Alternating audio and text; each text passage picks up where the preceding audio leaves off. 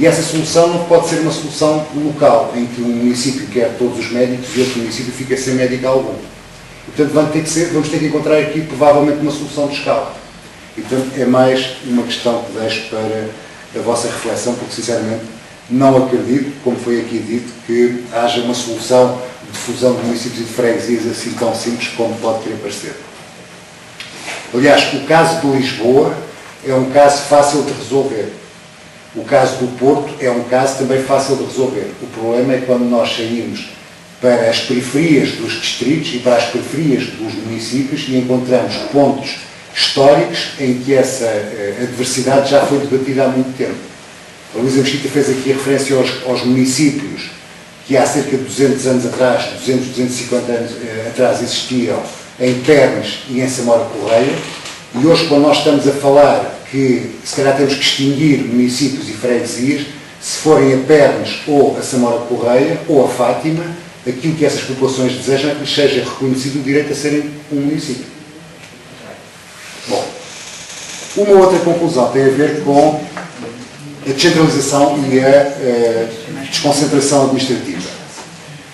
Creio que de alguma forma o referi com este exemplo que vos dei agora da transferência de competências da saúde para as autarquias locais.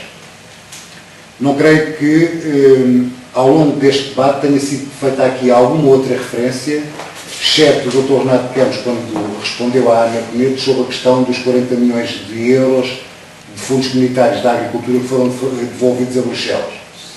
E não ouvi ninguém aqui a falar em desconcentração e em descentralização dizendo que isso poderia imediatamente passar para as regiões. Não ouvi.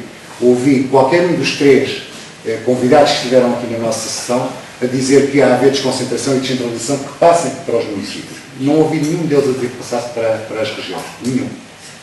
E não deixa de ser importante porque, se calhar, é um debate que neste momento ainda não é necessário fazer na nossa sociedade. Para muitos daqueles que andam apressados com vontade de falar em regionalização, se calhar não é isso que neste momento a opinião pública e os portugueses querem debater, não é propriamente a questão da regionalização.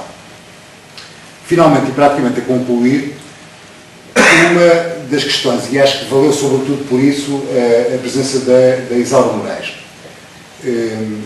O Jorge fez-lhe aqui uma pequena correção que me pareceu bem, relativamente à questão dos bons autarcas e dos tempos difíceis em que passamos. Mas parece-me, sobretudo, elementar sublinhar esta nova atitude que a Isaura aqui nos deixou. Ao longo das últimas semanas tenho lido alguns exemplos de alguns municípios na região e hoje a Isaura deu aqui um exemplo flagrante daquilo que também é possível fazer no município do Cartaz. Se a Isaura Moraes tem mais de 15 freguesias, o Conselho do Cartaz tem 8 freguesias. Se o Cartaz tem cerca de 25 mil pessoas, o Conselho de Rio Maior tem mais de 22 mil pessoas. Se o Cartaz deve cerca de 40 milhões, se a Câmara Municipal do Cartaz deve cerca de 40 milhões de euros à banca, o município de Rio Maior deve cerca de 26 milhões de euros à banca.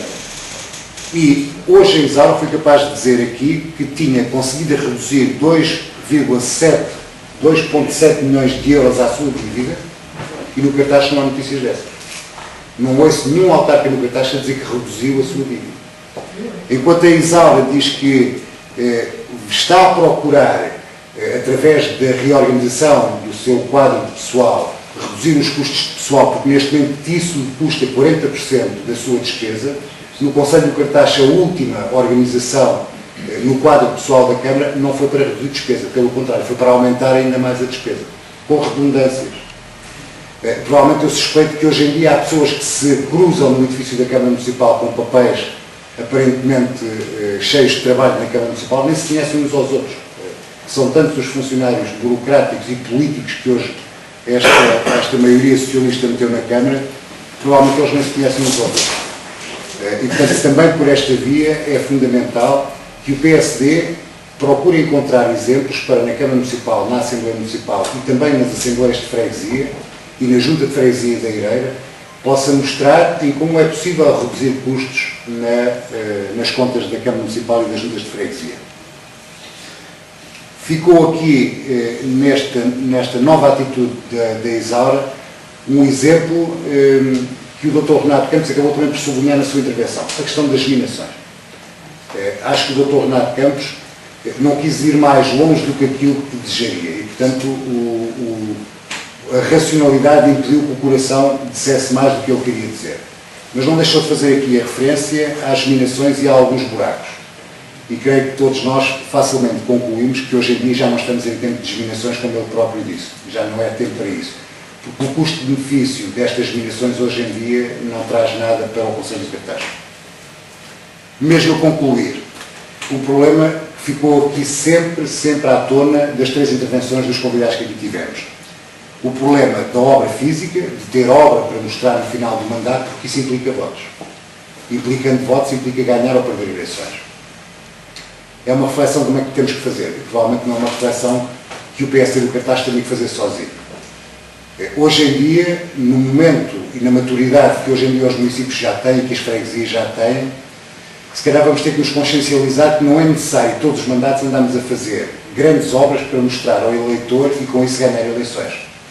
Se calhar está na altura de pegar noutras áreas, na requalificação dos equipamentos que temos, e ir por aí mostrar ao eleitor que também se pode ganhar eleições com a requalificação dos equipamentos que temos. Hoje há equipamentos no Conselho de Cartaz que têm 20, 25, 30 anos. Se calhar alguns deles a precisar de requalificação. Se calhar a Quinta das Pratas precisa de ser requalificada, se calhar o edifício da Câmara Municipal de Cartaz precisa de ser requalificado, se calhar a infraestrutura onde estão instalados os bombeiros municipais precisa de ser requalificada, e isto se calhar é capaz de ser tão importante ou mais importante do que andar a prometer, como foi prometido ao Cartaz, a construção de uma biblioteca na zona da Quinta das Pratas. E essa biblioteca foi-vos prometida há cerca de 10 anos, e até hoje nunca mais ninguém falou neste projeto. E, portanto, se há este problema, há provavelmente uma outra reflexão que podemos também fazer sobre isto. Se os prazos dos mandatos hoje em dia significam 4 anos para um autarca começar a fazer o seu mandato e acabá-lo e ter que mostrar obra nesses 4 anos, se calhar para desincentivar este orgulho da obra física para captar votos, se calhar vamos ter que estender um pouco mais os mandatos. Se calhar não me chocaria que o mandato, em vez de ter 4 anos, passasse a ter 5 anos ou 6 anos.